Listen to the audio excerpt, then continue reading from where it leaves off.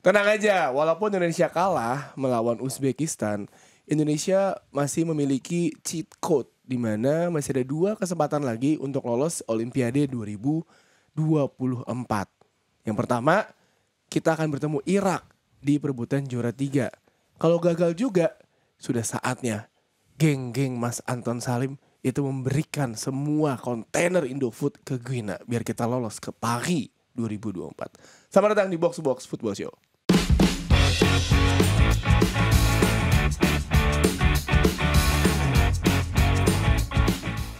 Welcome to Box Football Show. Pertanyaannya, apakah warga Guinea juga suka Indomie? Seharusnya suka ya. Suka ya? Suka. Karena Thomas Partey aja yang deket negaranya dari Kamerun. Guinea aja. Dia Kamerun. di Ghana. Thomas Partey Ghana. Ghana kok Kamerun? Ghana. Kamerun Patrick Mboma. Wah, kalah menang rukun. Iya. Dia kan Ghana negara Afrika kok bilang ngomongin. kalau Indomie itu makanan favorit warga sana. Makanan mewah. Iya, makanan mewah cuy. Mewah. Mewah itu kan. Belenyek tapi gue bilang. Oh beda. Sama bumbunya kayaknya beda ya. Kayak rempah-rempahnya beda tuh. Nah gue kurang paham. Tapi emang kalau misalnya Indomie itu ya mungkin yang akan mensponsori Box Football Show ya. Box Football Show presented by Indomie. Ih cakep banget. Tuku juga ya. Kita masih menunggu nih untuk Tuku. Kan udah sempat ada respon ya. Udah. Kemarin, semoga Karena akan menurut di mereka follow tuh iya belenyek makannya beda cuy. Betul. Tapi di Manila aja si Indomie itu beda rasanya. Oh di Qatar pun gua di Qatar di UAE pun juga beda. Iya. Gimana maksudnya lebih sesuai dengan lidah Bumbunya tuh bukan setiap negara itu dia punya ini kan, punya standar kesehatan yang berbeda kan.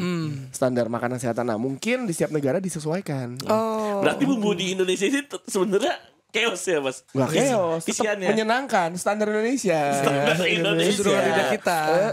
Ya itulah ya beberapa menit awal dari Box to Box Culinary Show.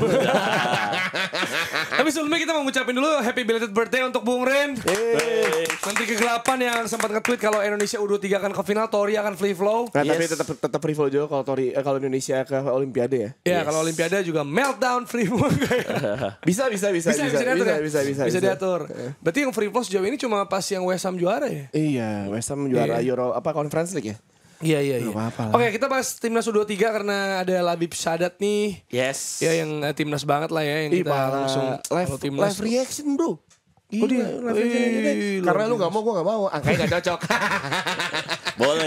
Dadakan soalnya dadakan. Oke, kita udah kandas ya secara peluang juara. Kalau peluang juara ya, tapi kan masih ada peringkat 3. Betul. Masih tetap bisa lolos juga. Toh ini sudah melampaui target juga. Iya, betul. Nah, lu ngeliat kemarin kalau 0-2 ya kan gimana lu ngelihatnya, Bib? Gitu 2-0. maksud gua apakah ini perasaan ini kecewa karena sebenarnya udah dikit lagi tapi gagal atau sebenarnya lo emang ya biasa aja gitu. Kalau gue pribadi sih sebenarnya pencapaian dari Coach Sintayong bersama timnas Indonesia sudah di luar ekspektasi ya. Karena memang lolos ke babak 8 besar untuk mengamankan dirinya dipertahankan oleh Federasi Sepak Bola Indonesia yaitu PSSI itu menurut gue itu udah target paling bare-nya Sintayong dan itu udah dia lakukan. Tapi dia dalam satu konferensi dia bilang kalau misalkan kalian mau ke final bersama saya, ikuti instruksi dari saya. Tiba-tiba dia ngomong final atau sampai Olimpiade berarti yang artinya dibuka lagi ekspektasi kita bersama Coach Sintayong. Tapi memang jelas ada kekalahan kita dari Uzbekistan. Kalau gue pribadi gue nggak bisa ini ya bohongin hati gue kecewa tapi sedikit aja karena memang target utamanya tetap lolos Olimpiade. Oke, nggak bisa bohong dan kecewa lo bilang ya. Iya. Tapi kalau nggak berbohong ya, kalau jujur nih, lo kecewa karena Indonesia kalah atau karena keputusan wasitnya ngaco? Jujur li. Kalau kalian sana jujur li. Atau buat lo enggak itu fair kok. Gini Iya. mas gue gini, gue merasa kalau kan banyak juga counternya Iya. yang bilang bahwa ya kita kalah kelas kok. Iya. Ya kan Mas Agung harusnya bilang ya reality Reality check. check. Reality check. Emang kita kalau secara statistik kita kalah Iya. di hampir semua Semua aspek kalah. aspek statistik gitu ya. Iya. Jadi itu satu hal tapi menurut gua. Satu hal adalah kita kalah lawan Uzbek. Tapi yang kedua adalah ya wasit juga kontroversial nih. Iya. Iya gak sih? Maksudnya Iya. dengan kita kalah kelas bukan berarti wasitnya tidak kontroversial gitu. Iya. Tapi gimana menurut lo? Ya kalau misalnya keputusan wasit Cina tuh gue sebutnya susah lagi namanya siapa. Itu kan sebenarnya dia juga sebenarnya ada beberapa keputusan bahkan ketika Rizky Ridho akhirnya diberikan kartu merah salah satunya itu kan VAR checknya berkali-kali banget tuh. Dia sampai belum bisa memutuskan tuh ini benar apa enggak, tapi itu dari beberapa keputusan yang akhirnya merugikan Indonesia, termasuk golnya Muhammad Ferrari. Mungkin di satu angle kita lihat Muhammad Ferrari offside, tapi ada di angle yang lain yang secara diagonal offside, tapi yang lurus Ferrarinya onside. Tapi ya itulah, wasitnya udah memutuskan. Juga wasitnya tuh menurut gue memang agak berat sebelah sih gue lihat. Termasuk ya walaupun ada satu keputusan yang menurut gue tepat ketika akhirnya membatalkan pelanggarannya Witan ya. Oh iya itu benar. Itu menurut gue itu satu keputusan yang sangat tepat. Tapi sebenarnya yang bikin akhirnya kita mendapatkan kerugian itu kenapa nggak dari awal kita memang harusnya diberikan hukuman. Contohnya seperti Ferrari, harusnya golnya tuh memang ya udahlah nggak usah gol gitu. Itu kan yang bikin sebenarnya kita drop. Berharap tapi seperti yang lo bilang ya, udah berharap tapi ternyata hancur lagi karena udah dikasih angin. Karena ketika itu gol, iya kita pasti semua merayakan lah. Pasti. Karena kan cepat banget. Tapi ketika ada VAR, sebagai fans Manchester United yang sering banget kalau udah gol dicek VAR berkali-kali ya, dia kayak ya anjing. Tapi ya gue melihat di situ setelah itu pertandingan udah gak sama lagi sih menurut gue. Bener kata Labib, harusnya langsung udah offside aja. Harusnya momen itu harusnya kejadian, karena sebelum momen itu Indonesia bermain luar biasa. Maksudnya Betul. Secara statistik iya kalah, tapi lu sadar gak sih banyak banget tim yang secara statistik kalah tapi secara skor akhir mereka menang. Iya. Ketika lu lawan tim superior, katakanlah lawan Australia juga gak sih? Kita sebenarnya secara statistik kalah gak sih?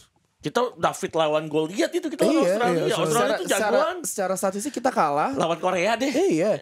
Tapi kalau Korea bedanya mereka bermain lebih fluid, terbuka. Yang ngebuat pemain kita tuh bisa umpan 1-2 pendeknya tuh berjalan dengan sempurna. Tapi kalau lawan Uzbekistan, gue melihat ya kita kalah segalanya. Maksudnya lu lihat ya pemain Uzbekistan ketika Hernando megang bola, Yupner megang bola, buset itu pressingnya udah kayak beneran maju ya, kayak beneran agresif banget, yang ngebuat semua pemain tuh ruang. Ada satu momen ketika Arhan megang bola di sisi kiri, entah apakah beliau mikirnya kelamaan atau nggak ada teman yang free, itu menunjukkan bahwa memang positioning dari para pemain off ball, positioning dari para pemain Uzbekistan itu kan memang di atas rata-rata kita kan. Dan setelah gol itu permainan tidak lagi sama. Terus udah gitu kita langsung kebobolan. Itu pure kesalahan. Ya emang agak susah sih ada pemain di antara dua back sejajar tuh emang agak susah, karena kan juga cepet juga.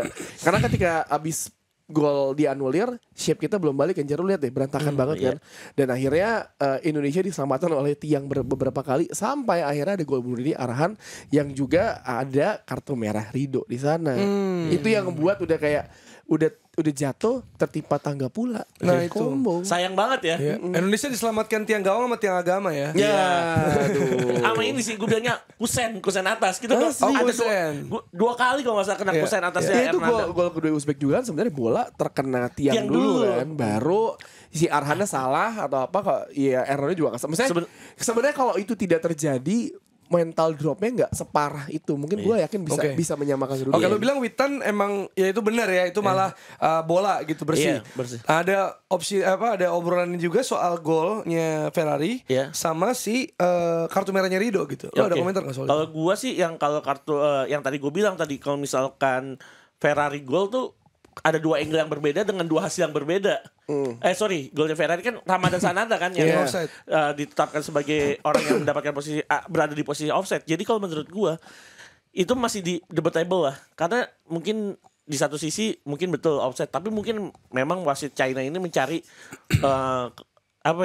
keputusan yang mungkin akhirnya ini offside. Dia kayak mencari offside-nya Indonesia, akhirnya dapat di satu angle kalau ada kakinya dari Sananta yang berada di posisi offside. Kalau Rizky Ridho, nah ini intensitasnya Rizky Ridho itu bukan untuk menghajar kaptennya Uzbekistan si Jalolidinov, tetapi Jalolidinov yang mendekat ke arah Rizky Ridho. Tapi itu sebagai back dia lagi clearance, maksudnya ada follow up dong, ada gerakan natural. Tapi itu debatable sih, karena sebenarnya sebagai pemain dia seharusnya bisa untuk menarik sedikit kaki ke belakang. Sudah ditarik. Tapi ternyata si pemain Uzbeknya nyamperin aja si anjingnya. Jadi mungkin ini yang lu maksud narik kaki itu kayak Justin Hubner yang gak jadi nyikat orang ya? Itu mah gue yang seneng mau nendang banget. nggak jadi. Itu kayak lu tuh mau jemput temen lu, ajak makan malam, udah siap sampai rumahnya belum siap. Anjing lu. Gue beri, udah dia nahan tuh. Dia Ya. nahan. Udah mau Tapi kaki. Kayak bocah-bocah celuduk mau pet sama lawan-lawannya. Pet sini lu sama gue anjing lu ya. Padahal nggak berantem. Gak berani, lu gak berani juga. Elah lu. Nggak berantem. Tapi akhirnya memang yang Rizky Ridho kalau menurut gue harus akuin memang Rizky Ridho gue udah nonton dia di level klub ya. Cuma ini satu kesalahannya Rizky Ridho, masih ada sedikit main kotornya memang. Ya nggak masalah sebenarnya. Nggak masalah. Sebenarnya menurut gue main kotor nggak, apalagi lawan Uzbekistan yang kayak batu semua ya. Iya. UFC semua bang itu bang. Lu lihat badannya deh, upper badinya buset. Iya. Tapi memang pada akhirnya Rizky Ridho tadi yang apesnya karena ada VAR itu kan, karena dia di kartu merah kan karena pas VAR. Enggak, menurut gue yang bikin kita semuanya lebih murka lagi kejadian itu adalah kita tuh lagi play on ya kan. Terus tiba-tiba wasit narik jauh banget ke belakang. Iya. Karena sebelumnya ada momen di mana Arhan lagi cedera, si Uzbeknya di play on ini biasa aja, nggak ada masalah. Sampai kayak tiba-tiba kalau pelanggaran ya udah, tapi kayak kartu merah. Itu udah Drop banget. hancur sih. Gue nggak tahu misalnya, gue nggak tahu apakah kalau gol dianulir Ferrari itu tidak kejadian atau Ridho tetap ada di sana, kita juga nggak tahu hasilnya akan seperti apa. Tapi gue yakin kalau itu tidak terjadi, Indonesia masih tetap bisa fight sampai 90 dan gak kebobolan 2 gol sih. Iya, dan ini maksudnya lagi-lagi sebenarnya kita ya para fans bola dibikin bingung soal aturan tuh sebenarnya gimana nih, ya kan? Karena kalau misalnya lihat ya, ada orang bandingin misalnya itu Declan Rice nggak apa-apa gitu. Nah ini apa-apa, bahkan merah gitu kan. Jadi gue bukannya kayak ngebelain misal Declan atau Arsenal, tapi lebih ke ini sebenarnya bener mana gitu. Kalau emang aturannya merah ya berarti harusnya Declan merah juga. Iya, gitu. tapi memang gue ngelihat Karena dia nendang bola tapi bukan bola pertandingan. Declan Rice kan. gue baca tweetnya Bung Edwin ya. Dia juga bilang kalau wasit itu punya perspektif yang berbeda pasti. Pasti punya interpretasi yang berbeda di dalam. edgy, emang maksudnya edgy aja skena. Ya, Ya, makanya sesuatu yang berbeda. Dia punya punya interpreter yang berbeda di lapangan, dan akhirnya dia punya putusan di mana akhirnya memberikan kartu merah. Sebenarnya gue sepakat yang kartu merahnya Ridho itu dia itu gerakan natural setelah melakukan clearance. Karena sebenarnya kalau misalnya gue nggak tahu ya, gue cuma ngeliatnya itu kena bola duluan dong.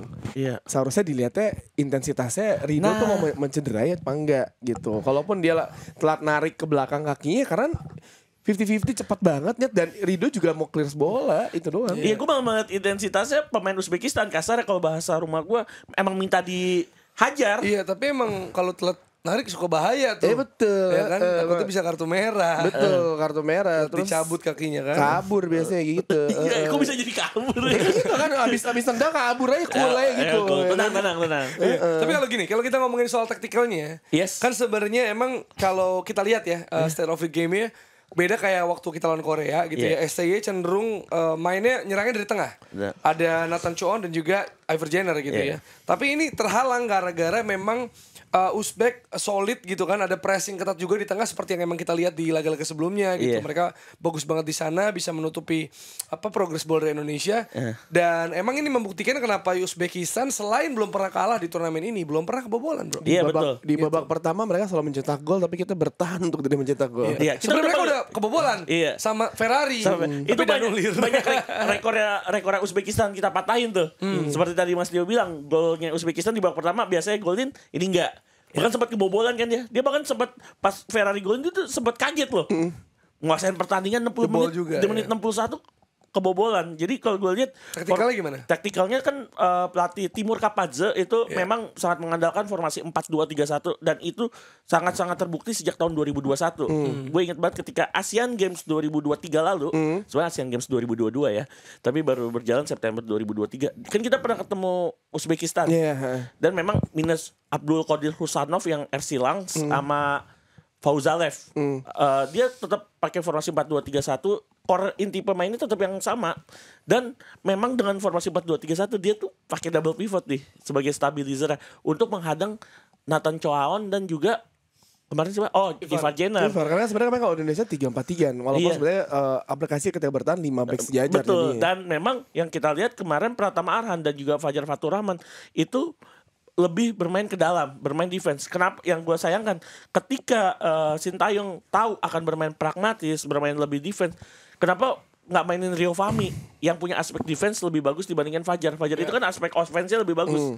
Seharusnya kalau menurut gue Fajar dimasukin sebagai super sub.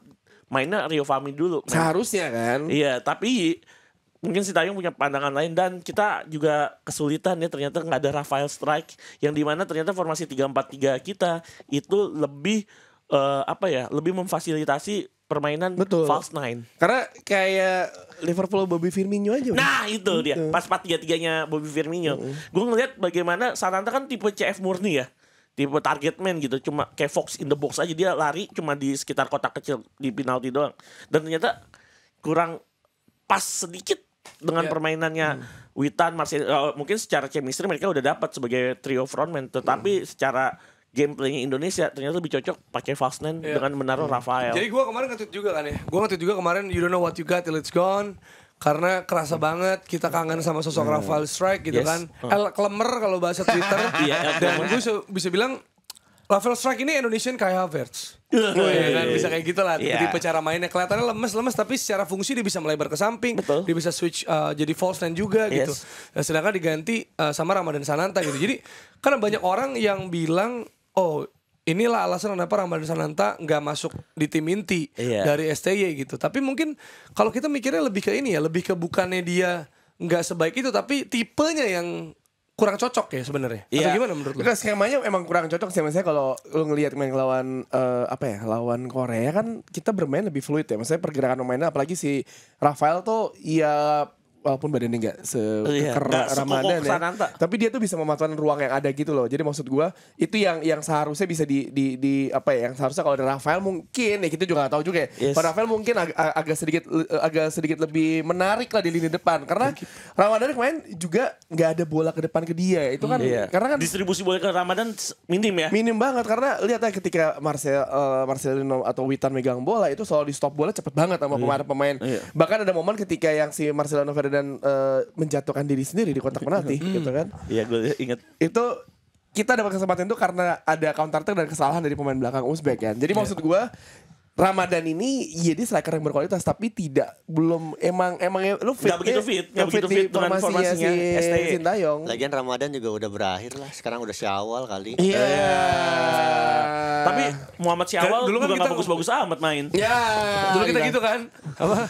Ramadan tiba-tiba Sananta tiba-tiba dianulir sekarang gitu katanya. Tapi secara taktikal gitu ya. Jadi ada gak sih cara buat nge-break atau ngelepasin diri dari pressing ketat gitu? Karena kemarin Rossi sempat bahas di 2 episode sebelumnya bahwa emang timnas terutama sistemnya STY akan kesulitan menghadapi tim yang memang satu main keras, main physical game gitu ya, which is kita Uzbek kemarin, kemarin Uzbek ngelakuin itu dan gen Eropa nggak ada ruang di perbatasan ya, dan nggak ada ruang juga. Eropa itu. Karena masuknya kalau misalkan lawan tim seperti itu sebenarnya solusinya adalah ya mau nggak mau lu mesti narik dia ke depan, maksudnya narik pemainnya untuk nyamperin lu kan, karena nanti akan ada ruang. Tapi kalau pemain yang gue ngeliat sih ada ruang tuh ketika udah kan lu lihat Hübner, Rizky Ridho, Ferrari switch terus bertiga sama Hernando. Sering banget di belakang gue sampai deg-degan sendiri tau gak? Iya, gue semangat. Tapi ketenangan mereka berhasil. Nah, tapi sayangnya lu lihat kalau lihat misalkan ada kesempatan nonton tayangan ulang ya atau enggak full match ulang ya, lihat ketika 3 back kita memegang bola itu ada 1, 2, 3 bahkan 4 pemain Uzbek yang mengganggu, bahkan tidak menjago ya, nggak ngepres banget ya, mengganggu doang biar mereka tuh balikin lagi ke belakang. Terus nanti yang di tengah tuh juga Ivar sama si Nathan tuh juga mencari ruang kosong juga susah Jer, karena beneran diisolasi kayak kasar gini nih. Mana ya? Jadi paksa ke sayap. Iya, misalnya gini nih. Ini begini nih. Ini Nathan sama si Ivar. Di kelilingnya tuh kasarnya ada lingkaran pemain ini untuk menahan si pemain kita ngasing ke dua pemain ini. Ujung-ujungnya sayap kiri lagi, gacha lagi lemparannya Arhan. Lihat deh, jarang banget kita. Ada beberapa kali memang, tapi ketika Ivar sama Nathan megang bola itu tenang banget kan, bisa ngalir bola ke kiri kanan. Tapi ketika itu nggak berhasil, kebanyakan ke sayap lagi dan itu juga dia langsung nyari gacanya di body juga jatuh, ya susah. Ada satu momen ketika Marcelino sprint di body sama Abosbek, boleh diambil tuh. Betul. Kalau lu inget itu Abosbek itu tinggi cuma 165, tapi emang gen Eropa nggak bohong. emang body balance-nya bener yang kata Mas Upper Tio, body pemain bagus banget. UFC itu. Iya, iya. Tapi itu yang terjadi juga kan di laga lawan Arab Saudi nih buat yang nonton gitu ya, Iya. bahwa emang pressing mereka efektif banget gitu, Banget. mematikan, dan Arab Saudi nggak bisa ngapa-ngapain. Dan lu basically gitu. mau switch play dari kiri ke kanan pun juga agak sulit karena Iya.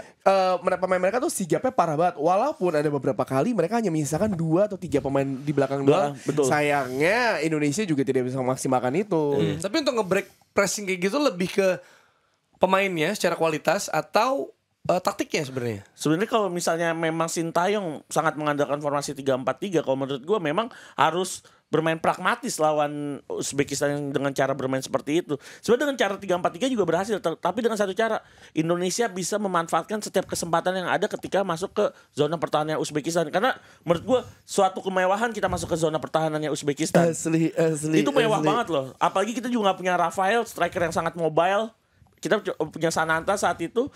Jadi ya itu, kita cuma kalah mewah, kalah ini aja, kalah efektif aja dari Uzbekistan. Dan Uzbekistan bisa memanfaatkan keefektivitasan. Bahkan gol-gol Uzbekistan gue lihat ya, itu ketika shape pertahanan dari Indonesia udah berantakan. Gol pertama lewat crossing, gol kedua ya kita lihat ada kesalahan bukan kesalahan sih, bagaimana ketika bola reborn ya.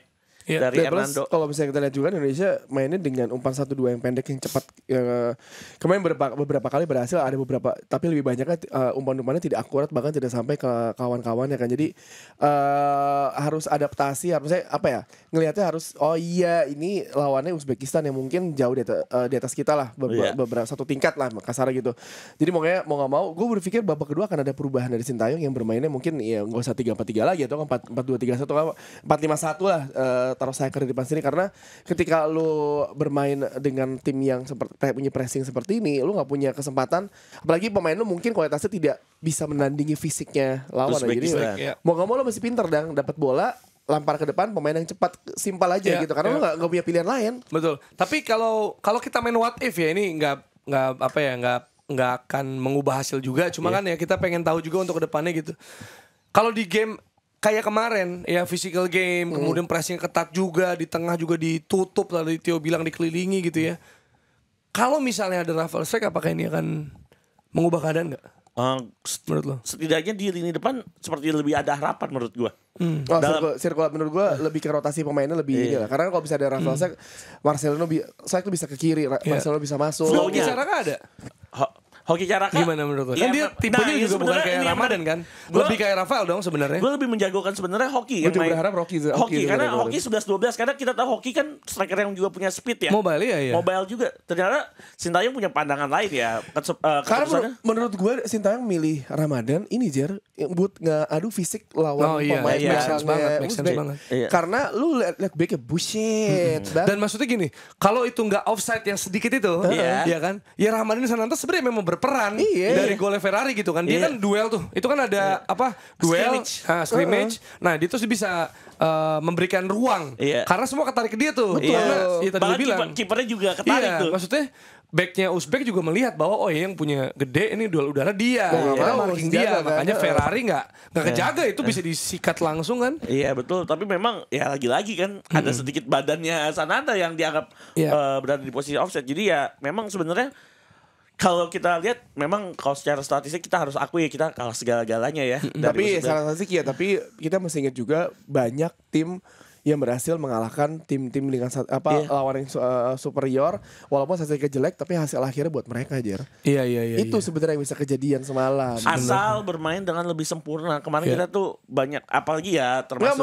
Menurut gue udah cukup sempurna sampai akhirnya gol di Alir. Nah itu maksud gue. Itu tuh kerasa banget ya, beda banget maksudnya. Dari kita dari layar kaca pun nih puluhan ribu kilometer. Semua orang yang nonton pasti udah tau kayak ya udahlah. Gue pasti tuh kayak udah gue main game aja. Mentalnya kelihatan banget drop sih. Pas golnya Ferrari dianulir. Pas yang Witan masih udah gitu. Pas golnya Ferrari dianulir udah kayak aduh gitu. Pas Rizky Ridho kartu merah udah selesai. Gue pas lihat selesai nih. Pas 2-0. Ya udahlah ya. Yang pertama Aran kan sebenarnya dia gara-gara miss kick aja ya. Maksudnya kan dia penendang kaki kiri ya, dia harus clearance dengan kaki kanan, dia salah. Jadinya bobolan. Rizky Ridho kartu merah dulu apa gol kedua dulu ya? Sequence-nya barengan.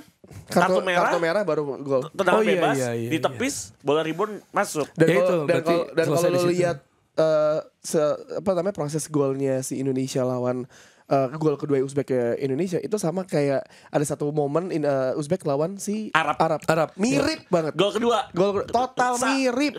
Sama-sama. Asli. Yang membungkus kemenangan tuh ya, itu kan ya. Bola Kill the game tuh ya. ketepis sama kiper, pemain belakang coming from behind, onside, nyundul. Sama kayak Bedanya kaki gitu. Bedanya pakai kaki ya kalau ini.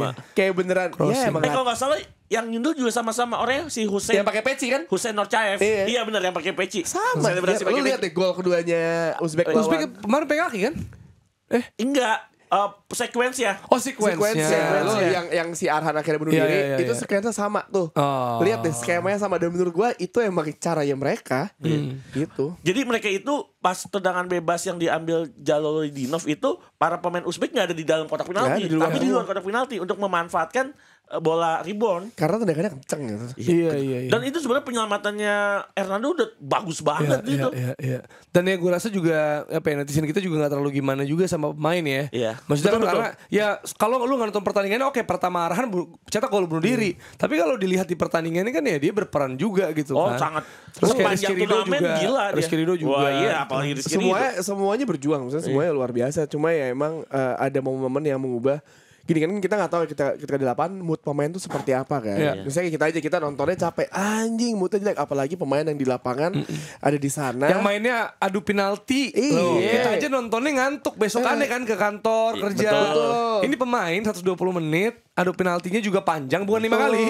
Berapa belas kali. Stoppage time masing-masing babak lebih dari 10 menit lagi. Kemarin 10 sama 16 ya kalau nggak salah. Iya. Hampir 26 menit loh. 30 menit. Yang lawan Korea Selatan juga hampir 25 menit. Gila ya. Gila tuh lama. Capek banget sih. Capek. Emosi terkuras di lapangan, kemarin juga kejadian. Tapi ya setiap setiap fairy tale selalu ada endingnya kan. Dan endingnya ini semalam benar kata HW Agung Harsya, reality check banyak yang harus dibenah.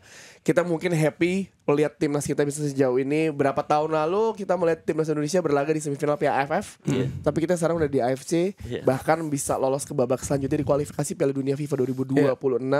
Jadi maksud gua ini sebuah pencapaian, sebuah tahun yang sangat luar biasa bagi sepak bola Indonesia. Lu bayangin semua orang Indonesia yang mungkin nggak into football, tiba-tiba semua nonton bola. Content creator juga tuh. Secara komedian semuanya bahas bola.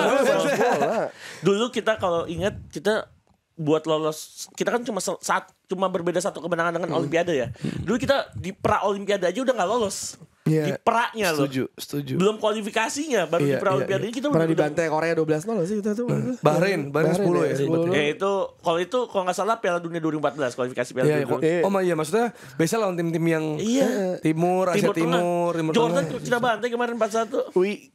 Kita menyerang, kita membuktikan ya, lihat pemain yang ada sekarang di Under 23 ini hampir banyak yang main di timnas senior juga. Itu maksud gue. Jadi buat yang bilang kayak ini kan U23, tapi kan ini kerangka timnya kan bisa untuk senior. Ini pengalamannya penting banget nih. Hernando, Rizky Ridho, terus si Arhan, terus Justin, Ivar, Nathan, Witan, Rafael, semua tuh.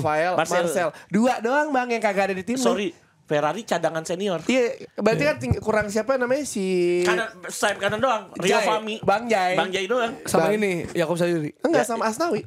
Iya, Asnawi. Sayap kanan kita U23 murni, fullback kanan. Wingback kanan kita fullback Yakub Sayuri kan ada juga. Ada harusnya kalau di senior. Ada Ragnar. Itu mau 2-3 lah. Jadi 3 pemain sisanya. Jadi enjoy lah dengan timnas, kita masih ada disuguhkan. Semoga tinggal 1 pertandingan lagi, nggak ada 2 ya.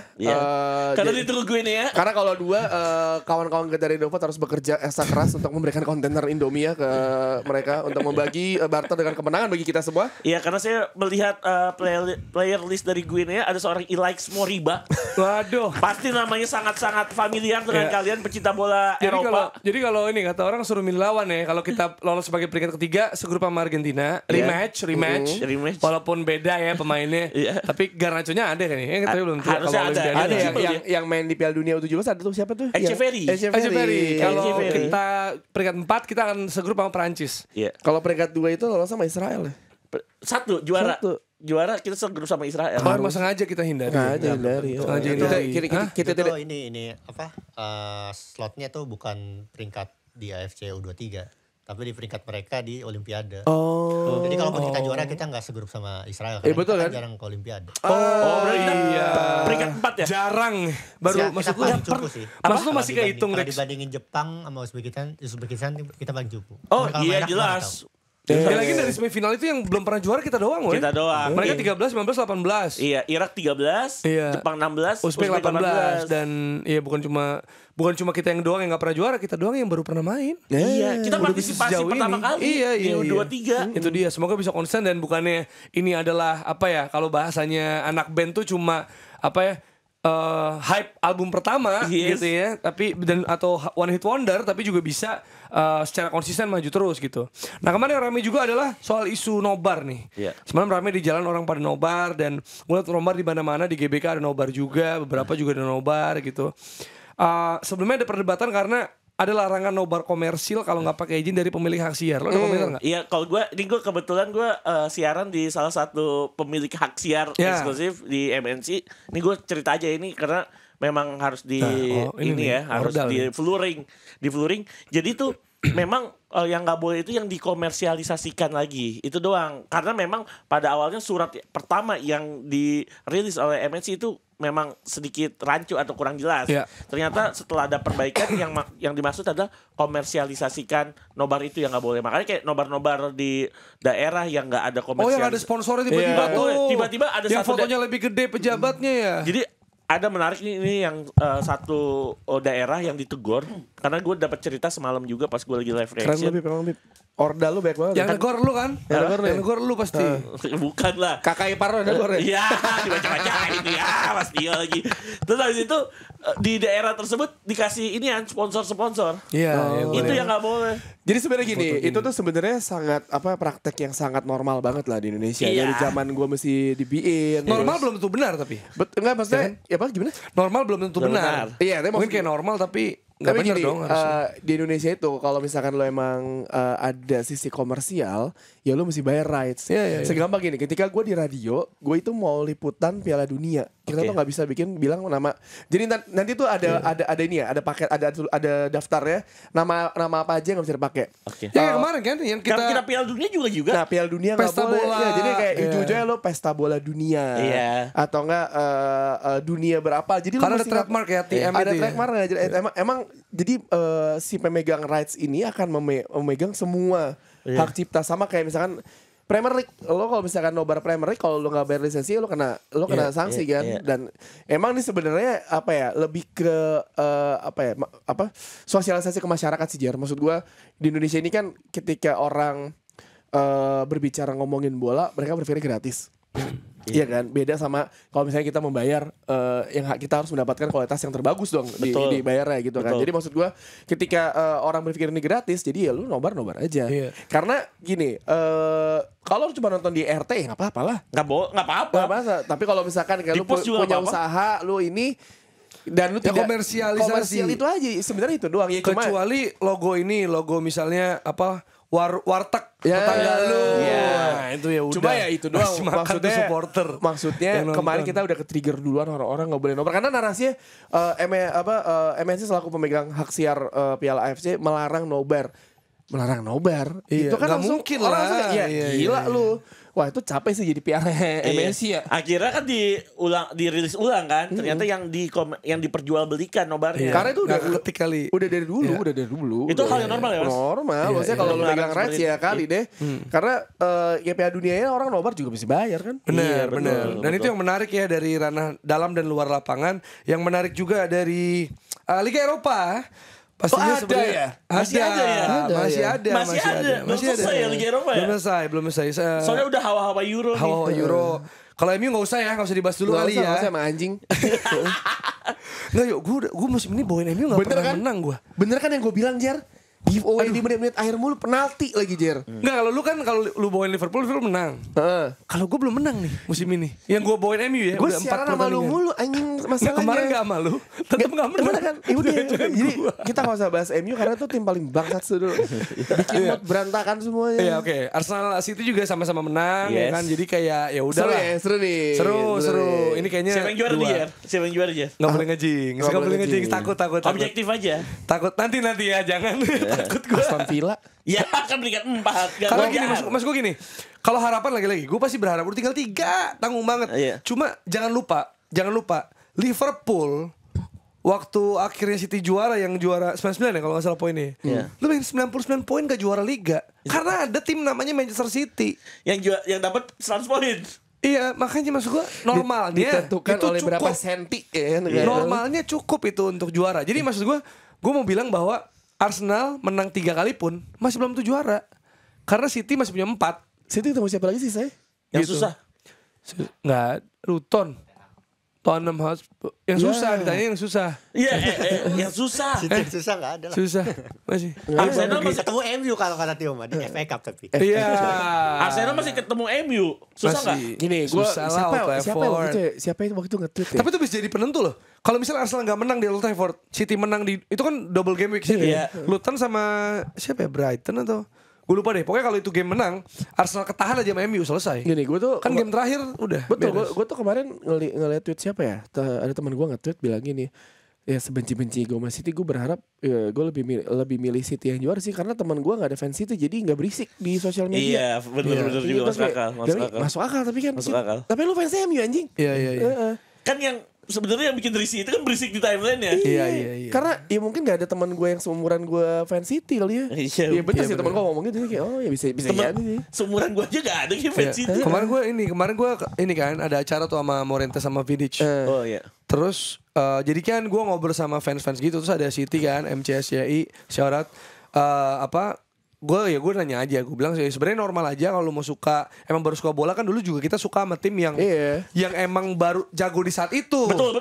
Jadi wajar aja kalau emang mereka emang masih kecil, masih suka, Ya, nggak masalah. masih baru suka nonton bola ya nggak apa-apa. Temen gue juga waktu pilihnya kampus dia anak gym banget, tiba-tiba suka bola. Terus eranya Gareth Bale, kan dia juga ini jadi kayak idola dia lah. Dulu kan sterk banget Gareth Bale kan sebelum ya akhirnya gitu. Akhirnya gol. Kalau gue Maksud gue jadi wajar banget dia suka Spurs yang si Bale ngegocek Maicon ya wajar gitu menurut yang gue. Inter ya. Iya, Tapi dan junior gue yang kelahiran 96, 97 sukanya siapa? Chelsea. Karena saat dia tumbuh besar di tahun 2010, 2011 Iya segituan sih. Chelsea. Anaknya Jadi, Dex tuh, anaknya itu anak yang Dex depan sih. City pasti. Gylfi City kan? Gylfi City. Pasti karena emang jago. Dan kalau gue bilang, lu gimana sih ngebalasnya untuk 115 tuntutan balasannya apa? Ya buktiin aja. Benar. Cuma kemarin kan itu mereka adu chant ya di acara Morentes sama Vidic itu. Adu chant. Terus mereka gini kayak, kita mau nyanyi dong buat Bang Jerry. Apaan? You never sing that, Champions of Europe, you never sing that. Anjir, Oh, gua bilang, lu gak pernah juara depan lagi. muka gue. Gak pernah juara lagi Champions. Kok gak diundang nih bang ke acara UCL Trophy Tour? Gak pernah, gue bilang Kagak ada juara. fans Madrid ya? Kalau ada fans Madrid lu dibalikin lagi tuh. Iya makanya. Oh, Parah sih dibalikin. Parah. Kemana sama ini pemain saya Unit Army, Iya. adu chant, seru. Oh, jadi yang diundang tuh yang pernah juara Champions aja ya? Pernah juara Champions kemarin. Atau yang maksudnya yang pernah juara diundang. Atau sebenarnya kayak Arsenal juga, cuma yang nggak respon kan ada juga. Ada juga. Ya, menyenangkan lah kemarin sih, Gitu. menyenangkan. Dan juga ini kalau kita bahas Arsenal City, nah kita bahas pastinya kok Liverpool udah nggak diomongin sih sebagai pesaing juara. Ya, kemarin kenapa imbang anjing kok kenapa Udah Liverpool 2 kali slip loh dia. Nah, dan tergambar juga di perdebatannya Mo Salah dan juga Jurgen Iya, Klopp, ya kan betul. in a nutshell lah itulah. Karena kemarin gue tuh ngobrol sama ada teman gue gitu, dia diehard fans Liverpool, Mas Hayut, dia bilang kayak gimana, udahlah udah pasrah gue. Mereka juga sadar ketika mereka kalah sama United di Piala FA, Oh, itu ngubah semua. tidak lagi sama gitu. Jadi kayak lo ternyata Jadi Ahmad Diallo tuh penentu Liverpool jadi Diallo goyang gitu. Gue nggak tahu apa yang tadi maksud gue. It's just FA Cup dan itu beda sama Premier League yang harusnya di mana lo Liverpool just being Liverpool. FA Cup oke, dilupakan, lu tetap superior dong di Ya tapi Premier League. regress yo, maksud gue kayak lawan Atalanta. Betul. Terus Itu 3-0 tuh kaget sih. Crystal Palace. Di Anfield kan 3-0 kan. Iya. Yes. Hancur. Jadi maksud gue something wrong. Ya gue nggak tahu apakah nggak untuk keajaiban juga sulit aja deh. Untuk keajaiban Tapi mereka. sebenarnya Susah, faktor susah. kedalaman juga mempengaruhi deh. Dia kan banyak pemain cedera ya, pemain. MU apa kabar? MU juga sih. Enggak, sama. tapi kenapa ya? Apa si Nunes Maka sama Salah yang nggak main ya? Iya. Cedera ya? Ya ganti-gantian lah absennya. Maksud Sama Kayak kayak Salah BT-nya itu kan? Mungkin. Salah kan bilang gue bakal ada fire nih, bakal rame kalau gue ngomong sebenarnya gue ngomongin apa sama Klopp. Iya. Tapi gue belum tahu jujur nih. Kenapa gitu? Nggak, tapi Belum ada ini ya, belum ada statement resmi ya. Nggak, menurut Dan gue gak akan juga kayaknya sih. menurut gue Dia protes gak sih masuk menit 78 kenapa saat kayak gini baru gue udah pas 2 sama. ya mending dia masuk daripada Ronaldo nggak mau masuk langsung keluar. TVS. Ronaldo Dulu pernah juga TVS. CR luar lapangan. Pulang. Anjir. Kacau. Abis itu bikin itu tuh Podcast. Oh iya. Sama Om Morgan. Oh iya Itu. momennya. Iya. Cabut bikin podcast. Tapi sayang sih menurut gue sangat Kalau gue sama Apip dulu ngomongnya Ronaldo keluar Old Trafford COD. ya. Jadi Shopee COD, Shopee COD. Shopee jangan lupa masuk. Itu cara kita bridging ya. Betul. Tokped Karena boleh siapapun lah. menurut gue agak kaget ya Liverpool ternyata di akhir-akhir mau finish ternyata habis bensin. bukan habis bensin, kayak ada sesuatu yang mungkin Anti klimaks lah jadi. klimaks aja. Ada keributan. Iya. Ada masalah. Liverpool maksudnya. Liverpool. Ya harusnya yang ributnya MU aja, gak usah Liverpool. Ya, tapi kalau kita geser karena ada Labib ya soal Serie A kan pasti Anda juga malas bahas Juve dong. Oh enggak sih. Karena Masuk menghadapi final. Iya, Coppa Italia. Tapi lawan Milan tuh gue liat Juve Milan gue coba suka Serie A kan musim ini gue begitu terus ya. Ada. Terus nextnya gue nonton Napoli Milan lebih Napoli Roma walaupun ada penalti dua-duanya, tapi cenderung lebih Hidup. menarik lah Ya, gitu loh. sebenarnya kemarin waktu yang Juve Milan, gue di luar dugaan ya, Juve bermain lebih berani menyerang. Iya, itu iya sih. Itu menguasai pertandingan, berani menyerang, berani neken. Yang lebih menariknya lagi biasanya paketan Juve Vlahovic, Chiesa, ternyata dia pakai Vlahovic, Yildiz, terus Chiesa juga dimasukin. Vlahovicnya diganti Milik dan tetap bermain dengan intensitas menyerang, tapi Milannya bermain bertahan ternyata. Karena memang dia tahu dia kehilangan Theo Hernandez dan beberapa pemainnya lagi yang akumulasi kartu dan cedera. Jadi kalau bermain terbuka dan juga mentalnya juga lagi drop kan. Bener. Habis dipestain sama saudaranya. sama Inter. Sama Nah Inter. Itu Simone mentalnya drop Inzaghi. banget. Lo udah komentar gak soal Simone Inzaghi? Karena kan orang pada mikir, wah Filippo nih jago banget nih sebagai pemain. Iya kan? Tapi Tuhan adil, ternyata sebagai pelatih jagoan adenya gila. Jago. Adanya memang walaupun selama karirnya hanya mencetak 100 gol, selama karirnya 18 tahun dan kebanyakan di SS Lazio dan Piacenza, tapi memang secara prestasi udah terlihat ketika dia bersama Lazio mengalahkan Juventus di Coppa Italia. Betul. Simone di Supercoppa. Simone dulu pasti masuk Inter kan orang pada bilang kayak ini versi budget mininya Antonio Conte. Betul. Tapi memang sebenarnya dengan gaji cuma 3.500.000 euro semusim itu, itulah Simone Inzaghi bisa merubah Inter bahkan dengan pemain seadanya main ke final Liga Champions. Respect banget. Respect. Gue emang akuin itu pelatih yang bikin Juve dalam. Gue baru pertama kali di musim lalu atau di musim ini Juve masih agak bisa ngimbangin Inter. Pas gue lihat-lihat Inter anjir lawan tim yang nggak sekompak dan sekompleks Juve, gila bisa menang 5-0. Iya. Dan bisa ini juga maksudnya ngangkut pemain gratisan kayak Marcus Thuram gokil sih menurut gue. Gokil. Nggak, tapi itu pemain gratisan udah jadi zaman Antonio Conte sih. Ada Si ini yang parah Ashley yang kayak pernah di Inter juara tuh sama Antonio Conte. Hakan yang Ya, Hakan. Calhanoglu lah yang jadi sekarang jadi DMF-nya Ya, itu. jadi terlepas dari apapun misalnya musim lalu juga final UCL soalnya bagannya gampang.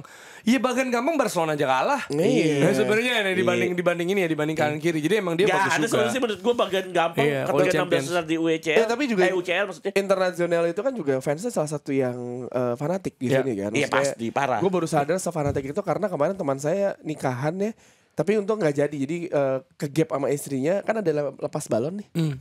Awalnya lepas balonnya dia bilang sama vendornya warnanya biru hitam ya. Anjing itu ketahuan sama istrinya. Apaan lu biru hitam? Terus ternyata tiba-tiba datang nih gue ke kawinan, set, ya kan. Dia pakai adat apa sih kok baju? Aji itu, Aji. Bajunya kok warna biru. Ya kan gue bingung nih, warna biru. Adat apaan sih? Padang bukan, Jawa bukan, enggak. Terus kata mama, enggak itu gara-gara Inter Milan aja bajunya ya biru hitam. Ngentot, Mbak. Baju nikahan aja lu biru hitam. Enggak apa-apa. Bebas. Iya kayak orang kasih nama Lanester aja kan biar gak ketahuan ya. Oke, kita lanjut ada update dari Kanjuruhan ya. Ini mungkin bukan kejadian langsung, tapi dari Stadion Gajayana bahwa Timnas U23 tuh membangkitkan gairah sepak bola di Malang lagi dengan nobar di Walaupun ada kerusuhan Gajayana. lagi. Ya. Dan juga ada update dari Inter Nusantara main imbang 1-1 melawan South London United di kandang sendiri Aman aja. dan masih memimpin klasemen dan belum terkalahkan. Ini next akan lawan siapa nih? Riyad. Ada 3 pertandingan Riyad. super weekend. Super weekend. 3 pertandingan dalam 4 hari. Riyad Mahrez. Bukan dong. Bukan. Oh Riyadnya. Riyad Stars. Ini Riyad Star. klub di ini. Klub di Arab. Arab. Saudi. Arab Oh si Saudi. ini Sagara udah berapa gol ya? Segara Biru. Segara Biru, Baso 2 Olsing gol. jagoannya mah Baso Segara Olsing Biru 5 mah. gol. Segara biru mah Itu, ya itu aja. itu yang Belanda Bad Holsing ya? Bas Holsing. Gue dikit-dikit. Segara biru bukan striker, maksudnya bukan tumpuan gol utama. Katanya asisten coachnya masih teman saya ya? Temen Anda, coachnya juga temen Anda. Coachnya juga Iya, iya. Sekarang kita sampai di Bansos, Banter Medsos ya. Yang kita lihat yang pertama adalah Buat Jerry dikasih spesial langsung ya. Iya. Ini langsung ulti nih. Langsung. Ini kacau banget ini. Ini hari Minggu malam nih, gue inget banget nih tweetnya. Jadi admin box to box bola yang kita pengen apresiasi ya setelah kan jadi cara evaluasi kita Yes. on air ya. Kita juga pengen memuji, pengen apresiasi kerja keras luar biasa dari Waldo juga. Tapi kenapa dia nge-tweet ini? Saya akan bilang duluan Spurs akan comeback. Gua sampai langsung buka. Kan lagi kawinan tuh hari Minggu kan ya? Iya, Gua Minggu malam. Comeback dari mana sih anjing? Kagak bisa. Maksudnya di game yang mana Waldo? Comeback pulang ke rumah. Iya, maksudnya. Wah, itu rumahnya mereka sih. Oh, betul. Itu rumah mereka Tapi itu sih. come home tapi. Come home. Come spasi back harusnya. Ini tolong nih jangan sosok hotek Waldo. Memang ide karena So. Indo juga menang hoki, buset. 5% ya. Oh, Iya, Indo benar. menang. Menang hoki. Timnas hoki. Tim hoki Yang under lawan 18 akhirnya di diskualifikasi. Yang lawan Uzbek juga kan itu semifinalnya? Harusnya. Iya. Tenang tuh. Ngeluarin Dex Jokes dari Siakal, nyawanya hampir hilang. Tapi yang menarik lawannya IWA. Wajar sih. IWA gak biasa dingin juga. Dia gak punya taman anggrek. Gak punya taman Gak anggrek. punya Bintaro Exchange. Iya. Bang. Iya. Ini timnas kita latihannya di Bintaro Exchange. Atau nggak mau taman anggrek ya? Iya. Jadi itu Beb, kemarin soalnya kita gak pakai hoki caraka. Jadi gak hoki. Hoki. Nggak hoki. Nah, next dulu. Nah, Karena di sekolah Afrika ada pemain tidak sesuai umur sebelum digarisbawahi diganti Noya karena ini alasannya ya. Iya. Alasannya kenapa? Oke. Oke. Umurnya lebih dari 18 berarti. Terus oke. Biasa di sini juga kalau Tarkam Di sini jebolan Bang. umur juga Di banyak. sini muka-muka boros tuh kayaknya banyak ya di kategori umur ya. Nah, Rizky Ridho sebelum main sebelum lawan Uzbekistan. Ini Sergio kasih Ramos. properti syuting gak sih? Apa dijual beneran ya? Enggak, gue belum lihat. Betul kan Bang. properti syuting bisa kita ganti-ganti gitu Enggak, kan? tapi kita tidak menyuruhkan orang untuk merokok ya. Tapi maksudnya kalau brand-brand itu di daerah-daerah tuh banyak yang aneh-aneh. Aneh-aneh. Namanya. Aneh-aneh. Sergio Ramos. Kecil langsung bilang kayak Sergio Ramos. Waduh. Tunggu. Kalau Sergio Maros gue tahu tuh.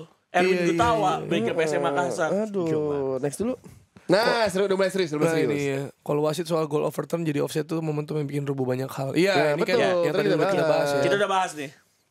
Karena itu yang ngaruh banget ya sebenarnya. Betul. Nah ini sobat Besti Bola aku. Di EPL juga berapa kali Orang dapat dia garis. kuat banget ya. kembali yang biasa analisis bagus itu. Respect. Respect. Terima kasih. Terima kasih loh. Padok. Nunggu aja bahasan mereka ya. Tadi kita juga udah berusaha nggak bahas Liverpool sepanjang itu loh. Iya, betul. Untuk menjaga perasaan Anda. Next. Nah Oke. ini Mendingan Dex. Dex yang baca Dex. Lo yang Lu baca dong. Lo yang baca dong. Dengan Ya, nada lu. VAR tuh alat yang mutusin wasit lagi. Jadi kalau mau salahin jangan salahin VAR-nya. Menurut gua VAR tuh membantu wasit. Jadi interpretasi wasit yang salah. Kembali ke chain kita. Wasit goblok. Makanya wasit butuh VAR, kan wasit goblok. Oh. Kan video asisten referee. emang Iya, asis bener referee. sih. Gue tuh pernah bilang ya, wasit Premier League itu lebih bego dibandingin, lebih parah lah kualitasnya dibandingin Liga 1. Iya. Liga 1 nggak pakai VAR nyet. Iya. Kalau nggak pakai VAR ada beberapa kesalahan. Liga Inggris pakai VAR tetapnya salah mulu. Jadi kita harus mindsetnya tuh tetap wasit utama, wasit yang di tengah. Iya. Iya. Ya kalau kita mau apa ya? Kita mau beri-beri, kita mau Iya, antem, kita ya mendingan beri-beri. sekalian wasit tengah aja. Nah ini dia, silakan. Kutukannya Next time nonton Arsenal dan City Liverpool ya. ini ya kayaknya pada sosok public figure tertentu ya. Ada seseorang ya. Adalah siapa Iya. namanya? Ada kan Boateng kan? JP. Iya JP. betul. Boateng ya? Boateng. Jerome Tapi bukan Boateng. Kevin Prince. Bukan.